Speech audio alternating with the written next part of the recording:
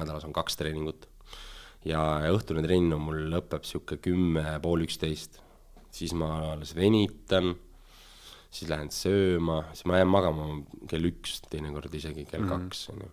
Siis ma magan alati 8 tundi, ärkan üles kell 10 umbes, kui 8 tundi on täis.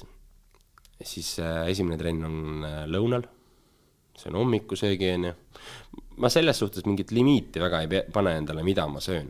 Et ma jälgin makrosid, ma ei tea, kas makrod ütlevad sul midagi. Ja need valgud ja süsivesikud, rasvad. Et ma jälgin seda, et need oleks kvaliteetsed ja neid oleks piisavalt mu kehas. Et kui keegi küsib, kas ma jälgin toitumist, nagu, et kas sa loed, siis ma pean võimalikult palju sööma õigeid asju.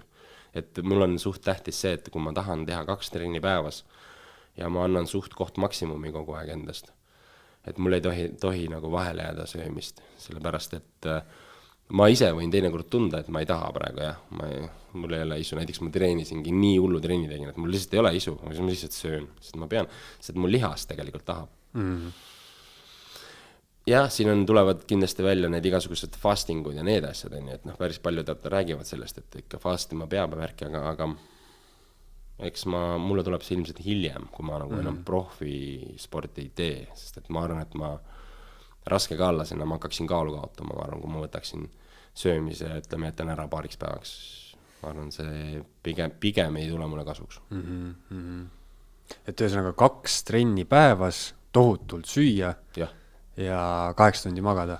Täpselt. Et see on see lihtne, selles suhtes lihtne retsept. Rutiin võimaliselt. Aga mis sa siis 7. päeval teed nädalas? Kõige raskem päev. Kuidas sa nagu lõõgastud? Kõige raskem päev ongi. Ja sest nagu täitsa pekkis on. Oledki kodus mingi, isegi telekatiivisi käima panna, vaatad lihtsalt. Mõtled oma selle, miks ma nagu eksisteerin üldse. Miks ma üldse olen täitsa hästi, on ja kus juures kogu aeg on, see on kõige raskem päev. See meenutab mulle, mul oli üks halb kogemus kunagi, ise loll sõin sellist droogi nagu MDMA liiga palju ja see, mis sa praegu rääkisid, mul oli järgmine päev täpselt sama asi, mul oli lihtsalt kuidagi ajust oli siis kõik need endorfiinid olid nii välja pigistatud, et ma mõtlesin ka, et miks ma siin olen või mis ma teen siin nagu ma tõmbasin arvutisse endale filmi, et niisama nagu vedelen, siis vaatan filmi, tõmban filmi ära, ei viitsin, või mõtlesin, et milleks ma seda nagu vaatan, või lihtsalt ei osanud nagu olla mitte kuidagi.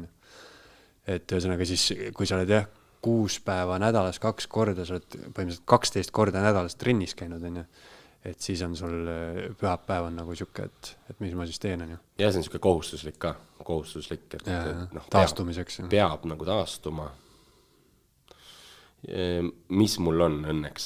Mul on nagu külmvesi, see kompenseerib selle, et eks see tegelikult kokkuvõttes on kõik sõltuvus.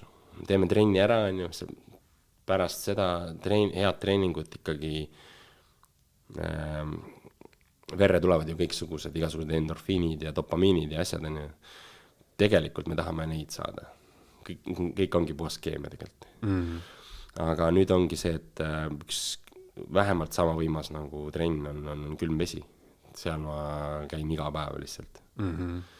Ja see päästab pühapäeva lõpuks, kui seal ära käia selles suhtes. Ja seal doc-filmis ma vaatasin ka, et sul, ma ei tea, kas see oli mingi spetsiaalne, aga see oli päris hästi pandud, rõdul oli nagu sügavkülmutuskapp pandud on ju põhimõtteliselt ja jääd täis. Ja ma ise tegin selle. See suht siuke levinud asi, kes nagu külmavanne teevad, et siis sellest saab nagu ehitada päris hästi. Millal sa selle külma teema enda jaoks avastasid? Nüüdseks juba äkki 3 aastat tagasi või? Mingi septembrikuu oli äkki või? Vesi polnud veel külmgi tegelikult, äkki mingi 12 kraadi oli vesi või. Läksin vette, ma polnud kunagi käinud. Mida pekk, ma olen juba 30 sekki olnud, 12 kraadisi sees. Hull tšempion oli nende. Vennaga koos ka oli. Väga hull minut või, 12 kraadi ja minut aega. Ja sealt läks edasi, siis olingi põhimõtteliselt eesmärgiks panin, et ma käin iga päev. Käisin terve talve, iga päev lihtsalt. Aina külmemaks läks vesi, lõpuks oli juba jää. Lumi, lõpuks enam takistusi ei olnud, siis ma olin, algus olin liiga palju, ma olin 10 minutit järjest. 10 on palju, siis olin 5 minutit, 5 on ka tegelikult palju, 3 piisab. nagu päris külm vesi, siis 3 minutit on juba hea, sellepärast et kui sa oled rohkem, siis see ülessoojenemisprotsess võtab liiga kaua aega, nagu et sa värised ikka mingi pool tundi. Kuigi ma haigeks ei jäänud sellega, aga lihtsalt nagu raskem. Ma arvan, et saab selle efekti kätte 3 minutiga umbes.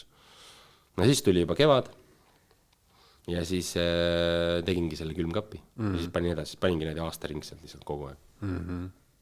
No ja seal on vesi, kui seal on jää, see vesi peab siis olema veits soojem kui jää.